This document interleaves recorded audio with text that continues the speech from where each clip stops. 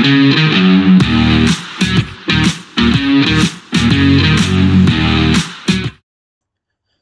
welcome back to the SuperCoach NRL channel. In this video, I'm going to look at something a bit different. I'm going to try and do a few different team builds to sort of have a bit of a look at some different options going into the 2026 NRL Supercoach season.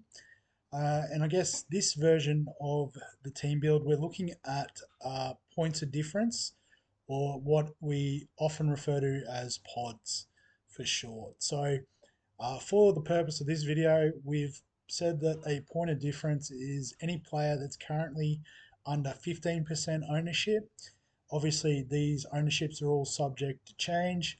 And obviously, we're not going to necessarily put all of these options in, but it does give you something to think about. If you think that any of these players can go above and beyond the current sort of mainstream selections, then potentially you could find a little edge going into the season. In saying that as well, we are also looking at having a squad. So I did have to pick a few cheapies. I probably wouldn't recommend selecting any of these cheapies to start with, but they're probably more of the ones to put on your watch list.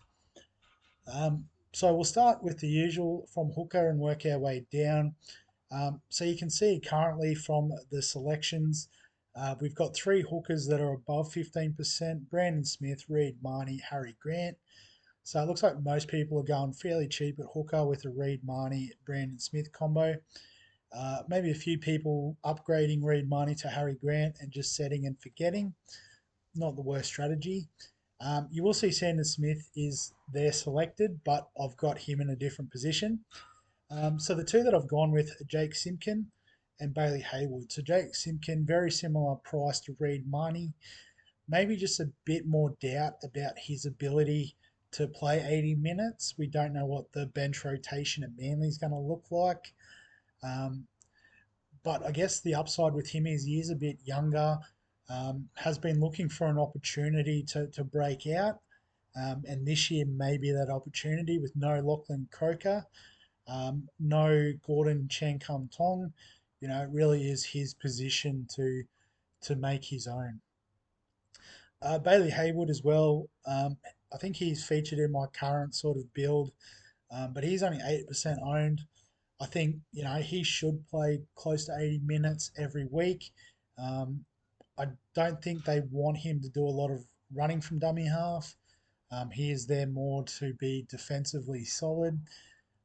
So probably not a lot of upside in the pick, but he is cheap. He does offer a bit of value, and he does fit the budget for this build. I think Brayley is really good value at 650k, or not good value, sorry, but a great pod option. I think early in the season he might put the running game back in the back pocket, and then as teams fatigue across the season, I think he is one to target on the run home, particularly if you're looking to go away from Harry Grant. In the front row, I've gone with a couple of big boppers up front. Obviously, a lot of people locking in Payne Haas, but if you take a bit of a haircut, you can afford to get the likes of a Kaloa Matangi and an Addin Fonua-Blake. So both of them have that tackle breaking upside. Probably the number one props in their side. They play the big minutes. Particularly Fonua-Blake has shown the ability to find the try line as well, playing in the prop role. Kaloa Matangi was probably more so when he was playing on the edge, but we know he's got that ability to rack up Supercoach points. So they're currently at 13% and 6% respectively. So definitely some points of difference. If you like a Joe Tarpany, a Pat Carrigan as those more premium options, don't hate that either. And then on the bench, I've gone with Caleb Navale and Cody Hopwood.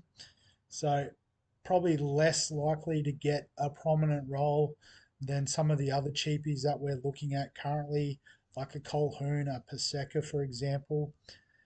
But if Navale, particularly if he can find his way into that starting 13, he did play lock last year in New South Wales Cup. He could be a really good option to sit on our bench. And Cody Hopwood, I think if he just finds his way into the 17 and the Knights don't have the strongest forward pack, he is a hyped youngster. So if he can establish himself with a bit of a expanding role throughout the season, he could be a nice slow burn option as well. So they're currently at 6% and 3% respectively. So definitely ones to keep an eye on in the preseason. In the second row, I've gone with Britton Nickera. So quite a lot of options ruled out at over 15%, including the 400k options. So as a bit more of a premium option, I do like Angus Crichton, but couldn't quite afford him. So I've gone with Nickera, who in the past has proven to be an elite hole runner. So he does offer that upside of tries. It really just depends on the direction the Sharks attack. So last year, a lot of their attack went down the left edge, which benefited the likes of Ronaldo Mulatalo, um, Teague Vilton, and then Billy Burns was featuring there during the back end of the season. So maybe if they sort of get shut down a bit on the left and have to go searching on the right, we know what Nickera is capable of. And he is at 3% ownership, so super pod sort of territory. I've got Kurt Donahue in there, um, and I like this pick at the start of the season, mostly because he's going to be playing hooker in place of Jeremy Marshall King. So that could expand to be an 80-minute role, in which case he does offer value at that 497k. Currently, ownership is really low. Didn't think it was that low. 1%, but I think if he was to get the dual position hooker, he could become a bit more of an option, particularly people playing him at hooker. Heilum Lukey, so we've talked about a few 400k options early doors, and he is the least owned at only 5%, so definitely more of a pod.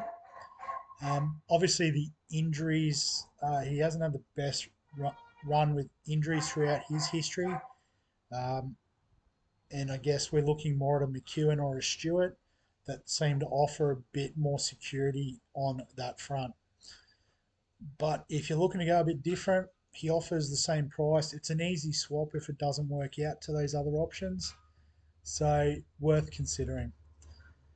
On the bench, I've gone with Halangahu at the Dragons. So if I just filter out the Dragons guys in the team, so based on ownership, Hamish Stewart is there, but he is very likely to take the 13 role. Toby Couchman, imagine he has a good chance of being the starting prop forward. The dual position is handy. But then Jaden Sewer is probably locked in on one edge, but the other edge, Dylan Egan is still injured. Luciano Leilua, they seem to like him coming off the bench for a bit of impact. So I think there is potentially an edge spot open. And at the moment, I think Halangahu might get the nod. He is quite young, but they do have big raps on him. So I think if he is named in round one on the edge, his ownership will definitely move above 3%, but definitely one to keep an eye on. And then Ryan Couchman as well at 4% ownership. Um, I can see him definitely finding a spot on the bench to begin the season. He was super unlucky last year. I think he did his ACL in the first sort of minute of the first game of the season. So average 0 last year. Knocked his price right back to bottom dollar for a non-rookie. So if he gets a spot in the 17, he is a viable option for our benches. And then Jack Hetherington, who just makes the cutoff. If I clear that filter, I think he's about 13% owned. Obviously, the dual position and the cheap price, as well as him going to the Storm, they seem to take these rough prospects and turn them into something down there. So, bit of chat, he could get the edge spot that's been vacated by Eli Katoa. So, I think if he did, he'd have to be more popular than 13%. I think if he's just coming off the bench in the middle rotation, I don't know if there's enough value there. Maybe Bellamy will get a bit of discipline into him and he won't get suspended so often or sin bin so often. but yeah, it's not one for me, but I needed another sort of cheap option to fill out my squad, if I'm being completely honest. In the halves, at the moment, you can see four options that aren't pods. The two cheapies, Sanders and Atkinson, Mitch Moses, Nathan Cleary. So if you want to go a bit pottish in a position, I think halfback is a place you could target. You've got Nico Hines at 10%, Isaiah Qatar at 7%, I don't hate, but have opted for Sam Walker and Jerome Hughes. I think Sam Walker, obviously an interrupted season last year with injury.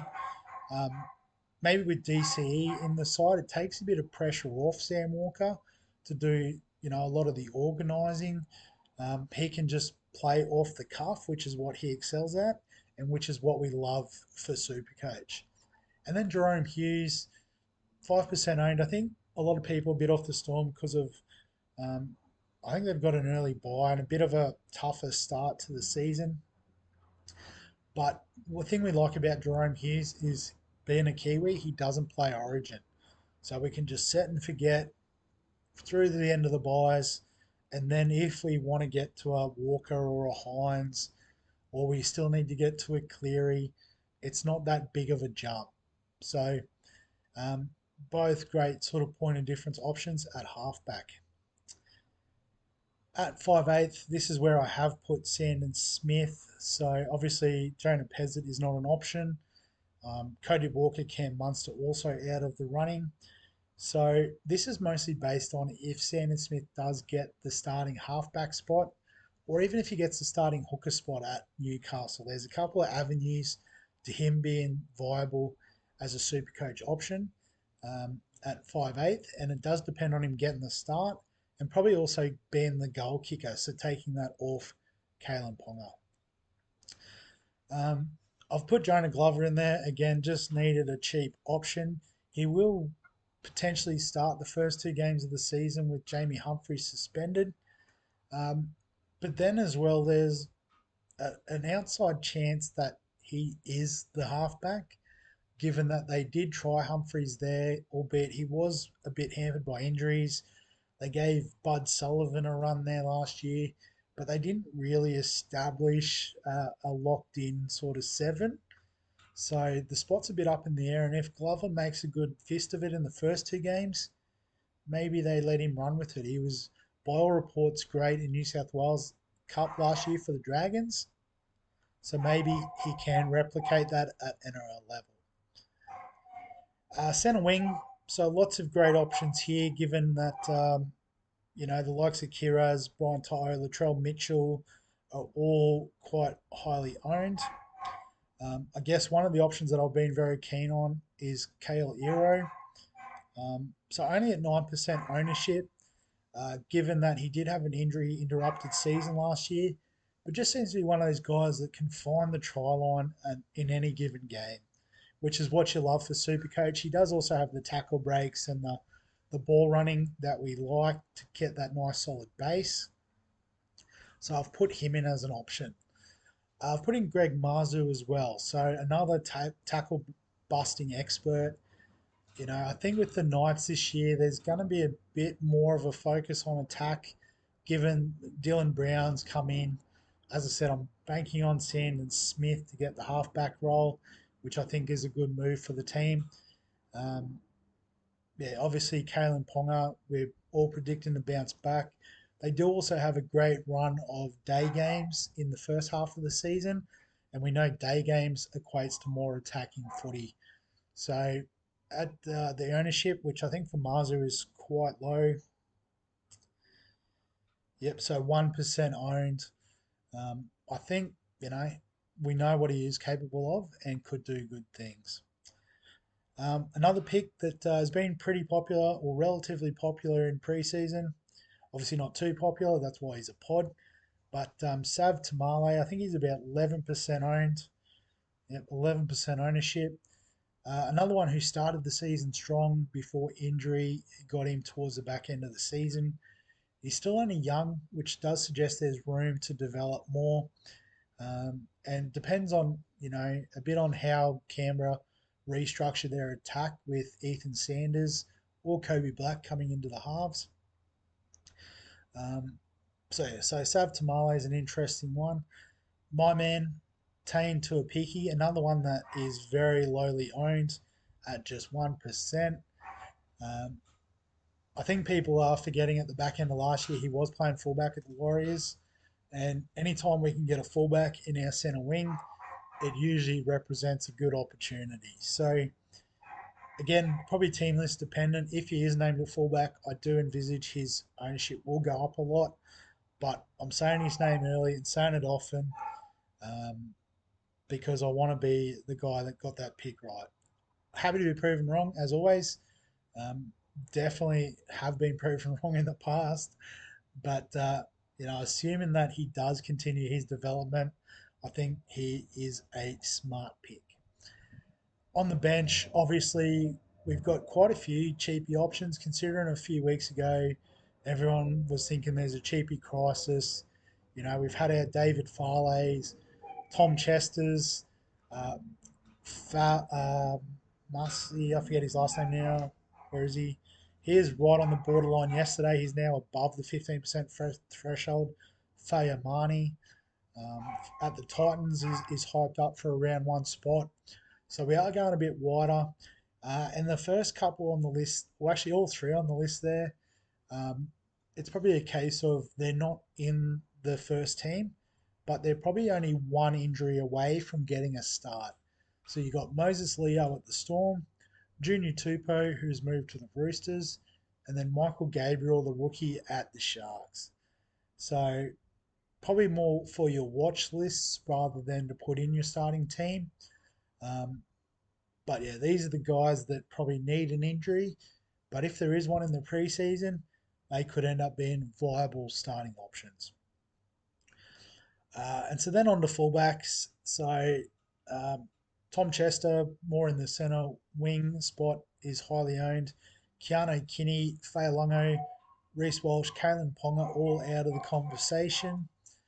Um, so I've gone with Scott Drinkwater. I'll put him on the bench, but Tom Travojevic in the starting team. So probably we know has the highest ceiling in the game, or the highest upside, I should say, in the game. Um, we've seen what he is capable of in the past. He's always a tough one because of his propensity to get injured. Do you roll the dice? Particularly with an early buy in round three, it is a bit of a risk to start with him. But again, that's the whole point of a point of difference is high risk, high reward. So here's a perfect example of that type of pick. And Scott Drinkwater is still at 14% owned. Um, the Cowboys have, in a lot of people's opinions, one of the easiest runs to start the season. Again, they do play the likes of the Knights and the Gold Coast with new coaches. We don't really know how easy that fixture is going to be. Um, but based on last year's sort of results and analysis from the experts that know a lot more than me, they're saying the Cowboys have that nice draw. So it makes sense to get on their number one attacking asset. And then in the flex, because this is a pod team and we're talking about high upside picks, we're going for another Knights player, another centre wing, and that is Dom Young. So we know that he is capable of rocks or diamonds.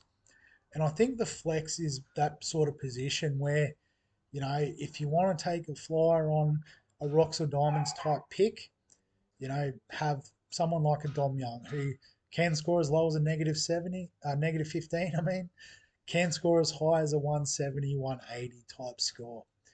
Again, the Knights have that daytime footy run, lots of attacking options. Again, it depends which side they target, left or right, but he has done it before at the Knights. He has shown that he can do it. Um, it's just, is it his day? Is he in form? You never quite know. So, a few different players to consider. Obviously, in the centre wings, there is a lot of pod options. I probably didn't go through some of the others, but like Nwangani Tawase is only at 10%. I think Val Holmes is even less at 8%. Um, like Nick Meaney, if he's kicking goals, does offer a little bit of a floor. Obviously, if he was playing fullback and Fa'alongo was on the wing, although it does sound like Fa'alongo is going to get a crack at fullback, um, I think Meaney would come right into contention. Um, Someone like a Jesse, no, not Jesse McLean. What's his brother's name? Casey McLean. He's been hyped up in a few circles, so 8% might be a nice point of difference. So there is plenty to choose from, but just wanted to put together some to just create a bit of thought, bit of conversation. Maybe if you're looking for a bit of a point of difference, go away from the cookie cutter teams that we're all putting out at this time of the season. Something to think about. But we'll wrap this video up there. As always, if you've got any questions, comments, thoughts, feel free to add them below this video. Give us a like if you wanted to, if you enjoy the NRL content. Subscribe if you wanted to follow with all of the content on the channel. We cover all the fantasy sports. Also, links in the description for the leagues. Forgot to pump them up. Get on that. But other than that, we'll catch you in the next one.